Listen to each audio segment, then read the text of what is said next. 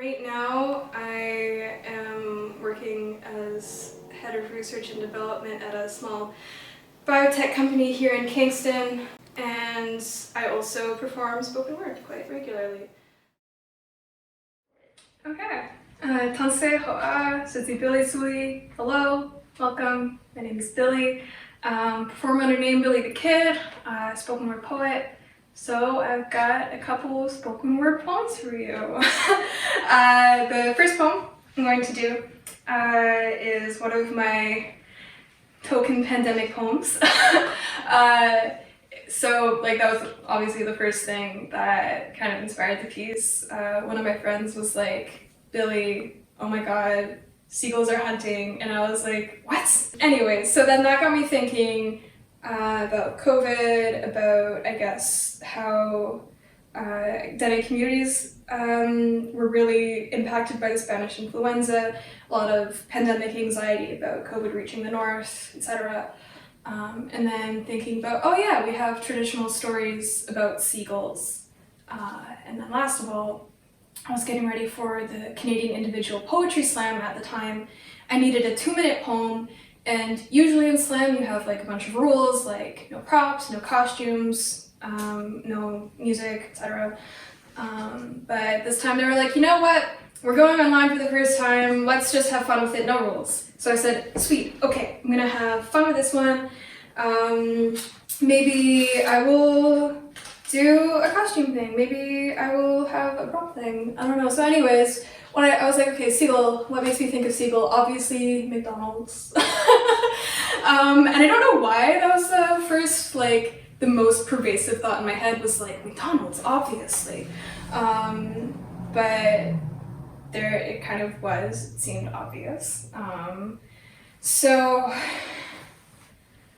of course, I went to McDonald's down the road and I got the sacred McDonald's French fry.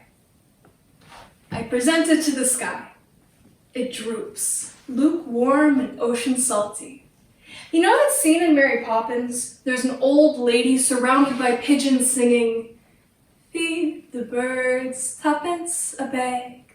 Well, I am summoning Biscay, the seagull, with small fries, $1.39 a bag. Mucho, Becca, Tache. 3 Dené medicine men, renowned healers. Each had seagull medicine powers. Tachium said he became a giant, so tall that as he grew, the second protective layer of the earth washed his face. There is where all the animal spirits live. Each one offered Tachium their powers. Each said, take mine. Mine is the best guy, said Tachium. I can reach inside the body and remove what infects it. The best power is mine. Mind you, at 5'4", I'm just a small fry with some small fries, and I pray Biscay comes to me. Because Becca said seagull's stomach has a juice that kills all harmful germs. This is why Biscay eats almost anything, and why Becca's tea was the boss of cures. Today, I watched a video of a rabbit, whole and dead inside a seagull's swallow. In Italy last week, they remembered exactly how wide a seagull can open its throat. No tourists to drop the heavenly fry. Biscay hunts rats, other birds. How different is a pigeon from a chicken nugget? It's like Mucho said, Biscay never goes hungry. He will always find food. So here I am. Dawning dawns and it dawns on me. Biscay will come, but will lock eyes. He'll say his spirit is weaker than it was. He'll say, I'm sorry. Can't help you now. I would have retched the Spanish influenza from the belly of Dené Nation if I could, but that's how long it's been since you and I could talk. Then, as he takes the fry, he'll poop on my shoulder. Say, good luck, kid. Whew. Okay, so this next poem I have for you Fortunately, does not involve French fries. But written, it's one of those poems that I was like writing for maybe 4 years and then suddenly a poem happened. Like, you know, you write a line here in your notebook, write a line there, come up with something, and then suddenly the pieces all come together. Inspired by some good old family drama. I don't know if drama is the right word, but anyways, important things to know before this poem. First of all, I have the same name as my father. His name is Billy, my name is Billy, my grandfather's name is even Billy, it's just a thing. And second is that the title of this poem is Johnny, Johnny, Johnny, Johnny, whoops, Johnny, whoops, Johnny, Johnny, Johnny, Johnny. Okay, I'm gonna say that one more time. Pay close attention here. Joni. I meet Joni in my father's oldest photo album. Joni balances on the base of Cameron Falls in February. Her glasses whisper 80s. And Joni is grinning at my father through the camera lens. Johnny. My father texts me at work and has the nerve to ask if he's ever mentioned that I have a brother. He says, Johnny is 30, lives in Vancouver, and his mother was a granola head with a goofy smile. Johnny.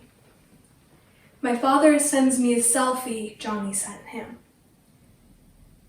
Johnny has my father's eyes, and they crinkle above the bridge of Joni's nose.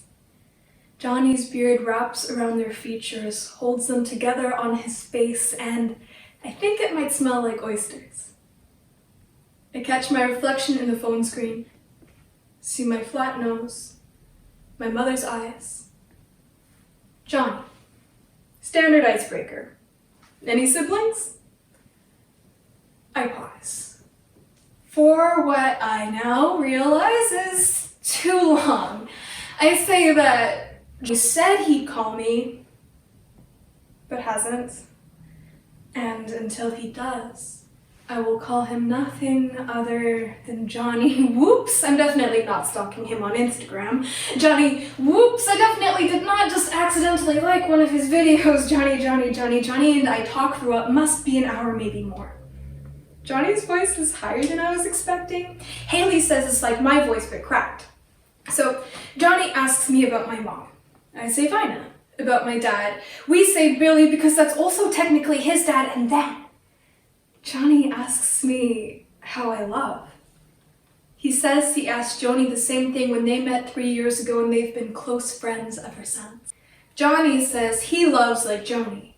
Fast and full, a romantic. I tell Johnny I love too quickly. I mean, I too love quickly.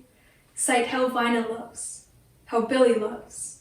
How they met in a bar and flirted over a high-stakes game of pool. I tell Johnny that I'm a poet. But I like the details. I love the details. I tell him that I make playlists for the people I love because Billy made me playlists on TikToks when I was 6 and I'd let Vicky Carr and Jimi Hendrix sing me to sleep. And it looks like he's watching me when I say these things. Okay, it's a video call. Of course he's watching me, but he's really watching me. Like, with all of his stare and a half smile swallowed into something like wonder or relief, and I think maybe I've got it. Like, you know when a first date goes really well and you think, we've got number 2 in the bag, and neither of you can wait because you know that by some miracle, some magic, whatever you did worked, and I think I might have a brother. I think that Johnny could be my brother. Merci, ciao. So I always forget to like reclaim my French fry.